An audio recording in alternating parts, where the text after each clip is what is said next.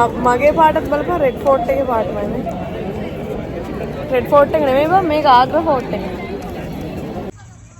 Hi guys මම මේ video එකේ ඉඳලා හොඳට වීඩියෝස් දානවා කියලා හිතාගත්තා. යන තැන් මම ට්‍රැවල් කරන තැන් වල විස්තර එක්කලා හොඳට වීඩියෝස් දානවා. ඉතින් අපේ තාත්තා තමයි කිව්වේ නිකන් බොරු විකාර කරන්න නැතුව හොඳට කරනවා නම් කරන්න කියලා. ඉතින් ඔයගලන්ට බලන්න පුළුවන් මේ හොඳ වීඩියෝස් ටිකක් අද ඉඳන්.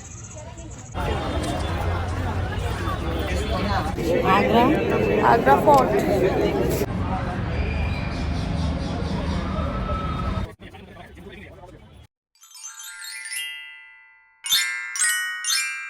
Namaste to my YouTube channel. Hi guys, ඔන්න අද අපි යන්න ලෑස්ති වෙන්නේ Agra Fort. අන්න හරි. අපි යන්නේ ආග්‍රා කොටුවට. අපි උදේවරුවේ ටච් මහල බලන්න ගිහිල්ලා ඔන්න දැන් හවස ආවා ආග්‍රා ෆෝර්ට් එකට. ඔන්න ඉතින් අපි දුවලා ගිහිල්ලා ටිකට් එකක් ගන්නයි හදන්නේ. ඒකලම් බලන්න view එක මාර ලස්සනයි. ඔන්න ඉතින් අපි යනකොට ආග්‍රා ෆෝර්ට් එකේ හොඳටම සෙනග. ඔයගලන්ට පේනවා ඇතිනේ. සල්ලි දැම්මා. ඔන්න යනවා ටිකට් ගත්තා.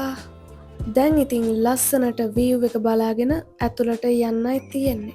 ඔන්න ඉතින් අපි පොඩි කාලේ අහලා තිබ්බ විදිහට මාලිගාවකට රජමාලිගාවකට ඇතුල් වෙනකොට සතුරු ආක්‍රමණ වළක්වන්න මෙන්න මේ වගේ හදලා තියෙනවා මෙතන. වතුර නෑ නේද දැන් ඒවේ?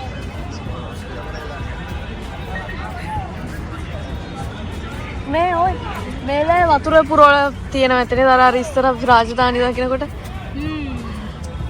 අර මොනවද ආක්‍රමණය. ඇත්තටම කිව්වොත් ඉතිහාසය නම් මතක නෑ. ඒ වුණත් සාරාංශයක් විදිහට මං කියන්නම් ආග්‍රා ෆෝර්ට් එක ගැන. ආග්‍රා කොටුව ඉන්දියාවේ ආග්‍රා නගරයේ පිහිටලා තියෙන ඓතිහාසික මුගල් කොටුව. ටච් මහලේ ඉඳන් කිලෝමීටර් 2.5ක් දුරින් පිහිටලා තියෙන්නේ. මේ කොටුව මුගල් අධිරාජයන්ගේ ප්‍රධාන නිවාසය ලෙස හැඳින්වෙනවා. ඒ වගේම මේ ස්ථානය යුනෙස්කෝ ලෝක උරුම අටවියක්. ඉතින් මේ ආග්‍රා ෆෝර්ට් එකට ලොකු ඉතිහාසයක් තියෙනවා. ආග්‍රා ෆෝර්ට් එක හරියටම ප්‍රතිසංස්කරණය කරමින් ඉදිකිරීම් පටන් අරන් තියෙන්නේ බලවත් මුගල් අධිරාජයෙක් වෙන අක්බර්. මගේ පාටත් බලපන් රෙඩ් ෆෝර්ට් එකේ පාටමයි නේ. රෙඩ් ෆෝර්ට් එක නෙමෙයි බං මේක ආග්‍රා ෆෝර්ට් එක. රෙඩ් ෆෝර්ට් තමයි. රෙඩ් ෆෝර්ට් තියෙන දිල්ලි. අකසි. ආග්‍රා ෆෝර්ට්. 1565 දී තමයි ප්‍රතිසංස්කරණය ආරම්භ කරලා තියෙන්නේ. 1573 වෙනකොට සම්පූර්ණ කරලා ආග්‍රා කොටුව නිම කරලා තියෙනවා.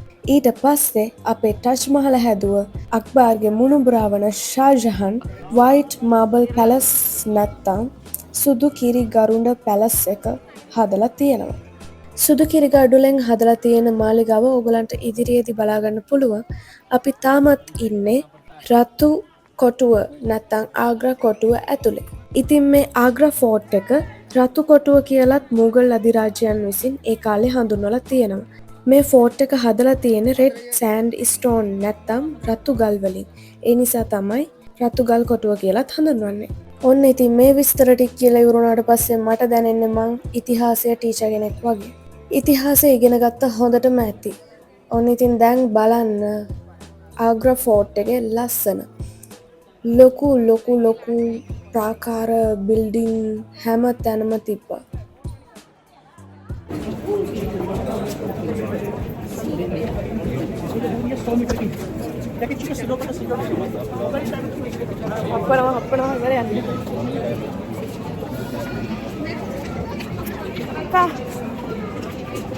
අදටත් මේ ගොඩනැගිලි ලස්සනට මේ විදිහට තියෙන්න මන් දන්නේ මොන තාක්ෂණයක් ඒ කාලේ තියෙන්නේ නැද්ද කියලා. මේකේ ආකිටෙක්චර් නම් සුපිරි මාරම ලස්සනයි. ඔන්න දැන් බලන්න මෝඩ අපි ඉතිහාසය දන්නේ නැතුව ගිහිල්ලා ඉතිහාසය හොයන හැටි.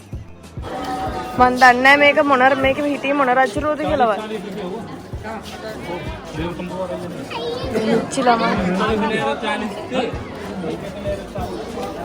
මේකත් වර්ල්ඩ් හෙරිටේජ්.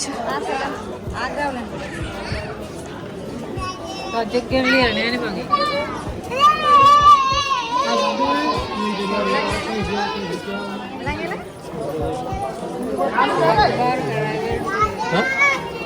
මුගල් අධිරාජ්‍යයෙන් තියෙනවද? Baby care room. Let's go. Baby කියා රූම්. මාව තමයි කියන්නේ බේබි කියා රූම්.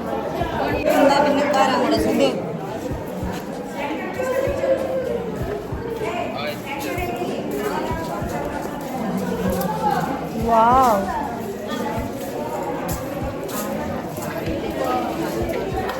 ඉන්දියාව වෙන තැන්වල කොහොම වුණත් මේවැ පරිපාලනය නම් මාරම ලස්සනයි.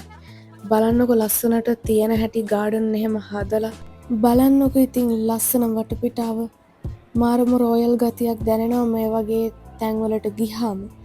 ඉතින් මම කියන්නම් ඕගොල්ලන්ට මේ ඇතින් පේන ලස්සන ගොඩනැගිල්ල මොකක්ද කියලා. මේ ගොඩනැගිල්ල හින්දියෙන් හඳුන්වන්නේ දීවාන් ඒ ආම් කියලා.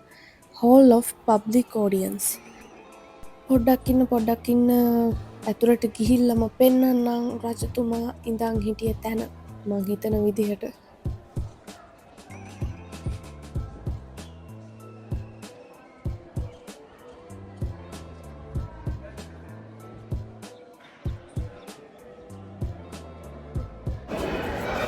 මට හෙමිරිස්සාවත් හැදුනා.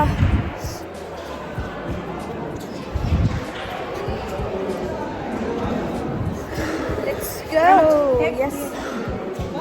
Selfie. Selfie. මං හිතන්නේ මෙතන රජතුමා ඉඳගන්න එහෙම එන්න ඇති.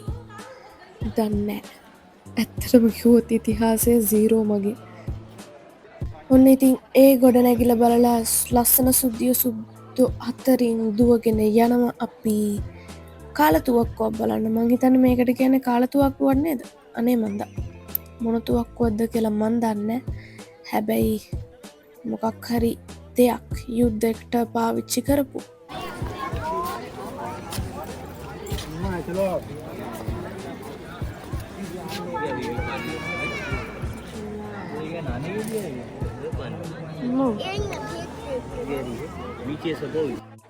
ඔන්න ඕගලන්ට දැන් ඈතින් පේන්නේ ජහන්ගීර් මාලිගාව, ජහන්ගීර් පැලස්. මේක නේද යාකිවට අබ් එක? Oh.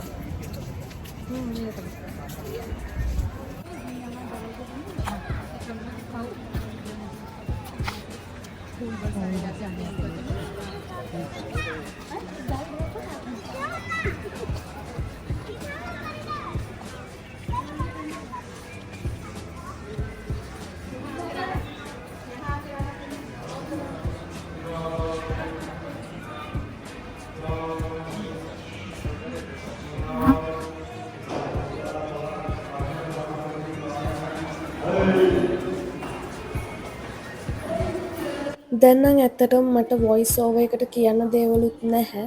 ඔන්න දැන් අපි ඇතුළු උනේ ජහන්ගීර් මාලිගාවට. කෑරකිලා යමු ඇතුළ කොහොමද කියලා බලන්න. ඔන්න ඉතින් ඇතුළට ගිහිල්ලා රවුමක් කෑරකිලා මේ වගේ ලස්සන තැනකට අපි ආවා. ඊට පස්සේ අපි කරේ මේ ලස්සන මාලිගාව ඇතුළේ ඉඳන් මෙන්ටෝස් එකක් කෑව එක.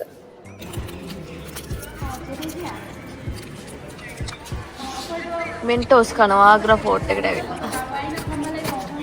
මෙන්ටෝස්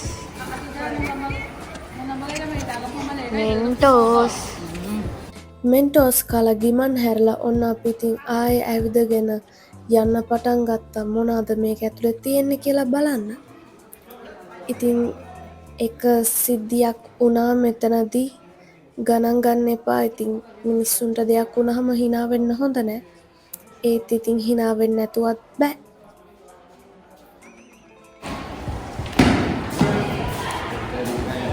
මම නම් ඉතින් අස්සක් මුල්ලක් නෑර මේක ඇතුලේ ගිහිල්ලා බැලුවා මොනවද තියෙන්නේ කියලා. ඒ එක්කලම ඉතින් අපේ දෙන්න නම් එක තැන් වලට වෙලා බලාගෙන ඉන්නවා මං එනකම්. හිටගෙන බලන් ඉන්නවා මං එනකම් අපේ ඔවින්දී අක්කයි. ඕම් බලන්නකෝ ඉස්සරහට.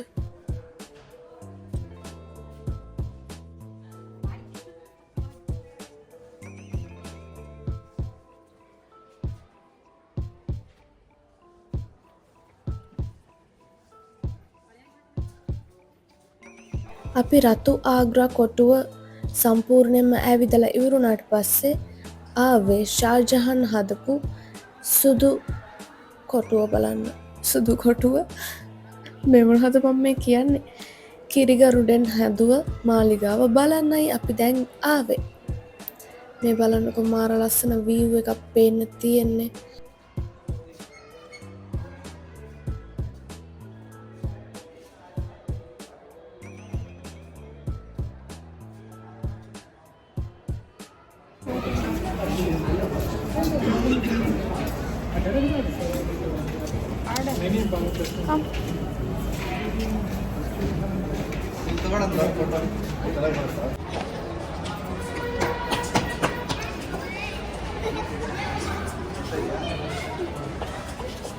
හැමෝම එබිල බලන නිසා ඉතින් මමත් එබිල බලන්න ආවා මේ මොකක්ද කියලා. ඇත්තටම මම දන්නේ නැහැ මේ මොකක්ද කියලා.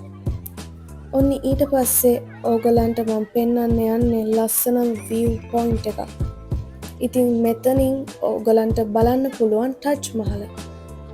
මේ කවුළුවකින් බැලුවහම අපිට පේනවා ටච් මහල ෂාජහන් හදපු.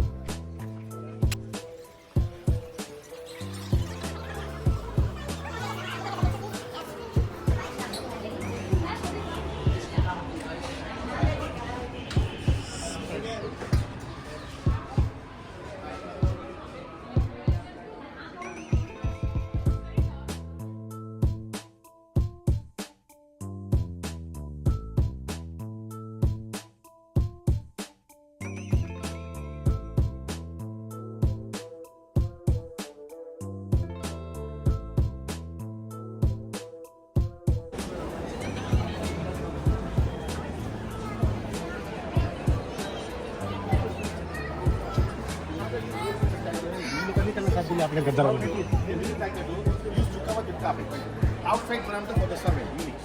They used to sit there. And outside the table.